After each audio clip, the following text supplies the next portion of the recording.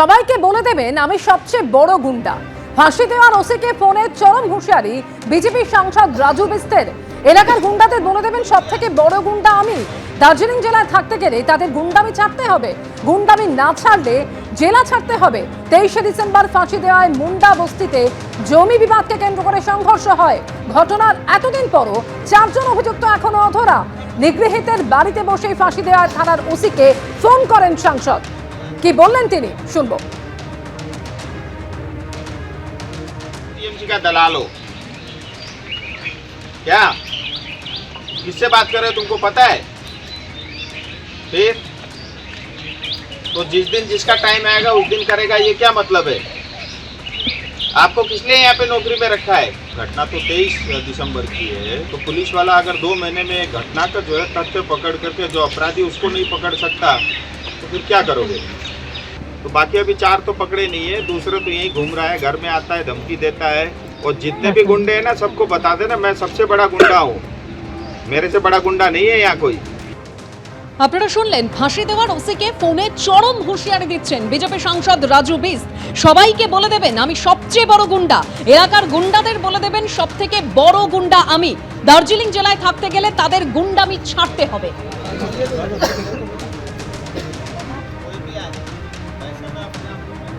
3 दिन से ज़्यादा वो छोटा बच्चा जो है सांस नहीं ले पाया और 11 जनवरी को उसकी मौत हो जाती है। और 11 जनवरी तक पुलिस ने एफआईआर के बावजूद भी कोई कार्रवाई नहीं की।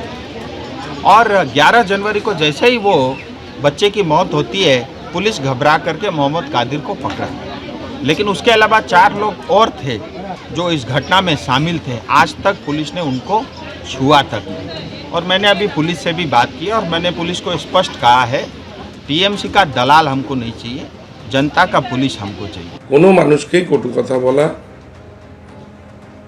নিজেকে জাহির করার জন্য নিজেকে গুন্ডা বলা, এগুলো সংবিধান আমাদেরকে কোনোদিনই প্রশ্রয় দেয় না। আমরা এসব জিনিস নিয়ে ভাবি না, মানুষ বিচার করবেন। একজন সাংসদ দার্জিলিংয়ের মতন একজন, দার্জিলিং লোকসভা মানে হচ্ছে ভারতবর্ষের যে কটা প্রেস্টিজিয়াস সিট আছে তার মধ্যে একটা অন্যতম সিট। সেখানকার সাংসদ যদি এ ভাষায় কথা বলেন সেটা তার রুচি। আমার মনে হয় যে বিজেপির নেতাদের ভাবা উচিত যে তারা কি বলছেন, কোথায় বলছেন, কেন বলছেন, এগুলো বোধহয় তারা বুঝতে পারেন। আর কিছুদিন পরে বিধানসভা ভোটের দিনক্ষণ ঘোষণা করা হবে। দিনক্ষণ ঘোষণা এখনো করা হয়নি, কিন্তু তার আগেই উত্তর 24 পরগনা দেখা যাচ্ছে 2 জায়গায় উত্তেজনা একেবারে চরম পর্যায়ে পৌঁছেছে। মিনাখার ছবি আপনাদের সামনে রেখেছি, যেখানে বিজেপির অফিসে, পার্টি অফিসে সেখানে হামলা চালানোর অভিযোগ উঠছে তৃণমূলের বিরুদ্ধে। এখনো পর্যন্ত প্রায় 10-11 জনকে মারধর করা হয়েছে এমনই অভিযোগ বিজেপির। আর অন্যদিকে বারাসাতের ঘটনা, যেখানে বিজেপি নেতার বাড়িতে হামলার অভিযোগ উঠল, গাড়ি ভাঙচুরও করা হয়েছে এমনই অভিযোগ। সমীরণ পাল এ বিষয়ে আরো বিস্তারিত আমাদের জানাবেন। সমীরণ, সিসিটিভি ফুটেজে একজনকে দেখাও যাচ্ছে, বিজেপির ওই মন্ডল সভাপতি অনির্বাণ বিশ্বাস। ঠিক কি অভিযোগ করছেন, কারা এভাবে হামলা চালিয়েছে?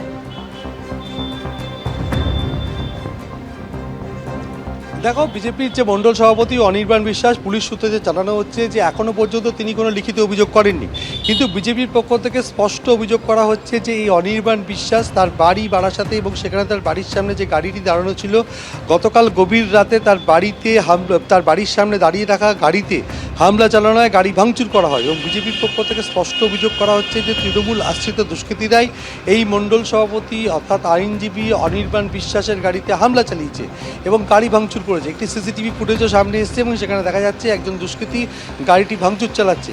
পুলিশ সূত্রে যেটা জানানো হচ্ছে যে এখনও পর্যন্ত বিজেপি নেতা অনির্বাণ বিশ্বাস তিনি কোনো লিখিত অভিযোগ জানাননি। তৃণমূলের পক্ষ থেকে স্পষ্ট দাবি করা হচ্ছে যে এই ঘটনার সঙ্গে তৃণমূলের কোনো যোগ নেই এবং বিজেপির গোষ্ঠীদ্বন্দ্বের জেরেই বিজেপির মণ্ডল সভাপতি অনির্বাণ বিশ্বাসের গাড়িতে হামলা চালানো হয়েছে। এবং যেটা সূত্র মারফত জানা যাচ্ছে যে বেশ কিছুদিন ধরে বিজেপির 2 গোষ্ঠীর মধ্যে বারাসাতের ওই এলাকাতে গণ্ডগোল চলছিল।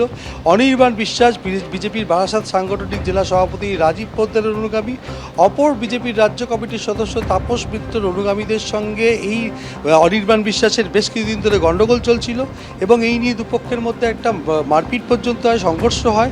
সেই ঘটনার জেরেই এই ঘটনা ঘটে থাকতে পারে বলে পুলিশ সূত্র জানা যাচ্ছে। এখনও পর্যন্ত বিজেপি নেতা অনির্বাণ বিশ্বাস কোনো লিখিত অভিযোগ দায়ের করেননি বারাসাত থানায়, এমনটাই পুলিশ সূত্রে জানানো হয়েছে। এবং সেক্ষেত্রে বিজেপি স্পষ্ট অভিযোগ করা হচ্ছে যে এই মণ্ডল সভাপতি অনির্বাণ বিশ্বাস তার বাড়ির সামনে গাড়িটি রাখা ছিল, গতকাল রাতে এক দুষ্কৃতী সেই গাড়ি ভাঙচুর করে এবং সেই দুষ্কৃতী তৃণমূল আশ্রিত বলে বিজেপির পক্ষ থেকে স্পষ্ট দাবি করা হচ্ছে। কিন্তু বারাসাত শহর তৃণমূল কংগ্রেসের সভাপতি দেবাশিস মিত্র তিনি স্পষ্ট জানিয়েছেন যে এই ঘটনার সঙ্গে তৃণমূলের কোনো যোগ নেই, বিজেপির গোষ্ঠীদ্বন্দ্বের একদম জেরেই। সমীরণ, তুমি আমাদের সঙ্গে থাকো। অর্থাৎ মিনাখা এবং বারাসাত দুক্ষেত্রেই বিজেপি যেটা অভিযোগ করছে যে তৃণমূল আশ্রিত দুষ্কৃতীরা এই হামলার ঘটনা ঘটিয়েছে। মিনাখাতেও যেভাবে বিজেপির পার্টি অফিসে হামলা চালানো হয়েছে, যেখানে বিজেপির অভিযোগ যে ভেতরে আটকে রেখে বাইরে তৃণমূলের কর্মী সমর্থকরা তারা ভাঙচুর করে, হামলা চালায়, একেবারে বাইক পর্যন্ত ভাঙচুর করা হয়, মারধর করা হয় বলে অভিযোগ। অন্যদিকে বারাসাতেও বিজেপি নেতার বাড়িতে হামলা, গাড়ি ভাঙচুর করা হয়েছে। এক হামলাকারীর ছবি সিসি ফুটেজে থাকার দাবিও করা হচ্ছে।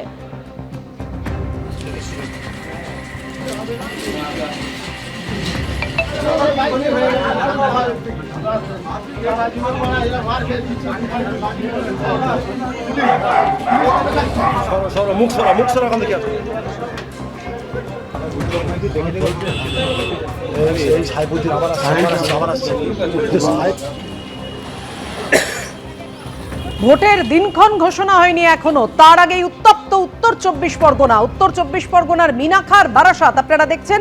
বারাসাতে বিজেপি নেতার বাড়িতে হামলা, গাড়ি ভাঙচুর। আর মিনাখায় বিজেপির নেতারা যখন পার্টি অফিসে বৈঠক করছিলেন সেই সময় হামলা চালানো হয়েছে, অভিযোগ তৃণমূলের দিকে।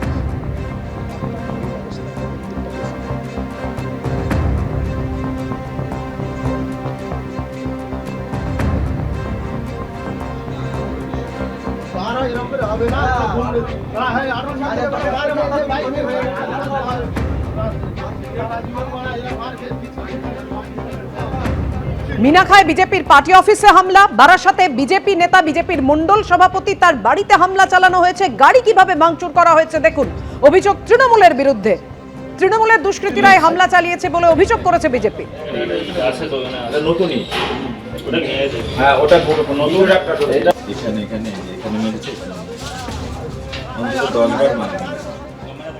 এবিপি আনন্দ, এগিয়ে থাকে, এগিয়ে রাখে।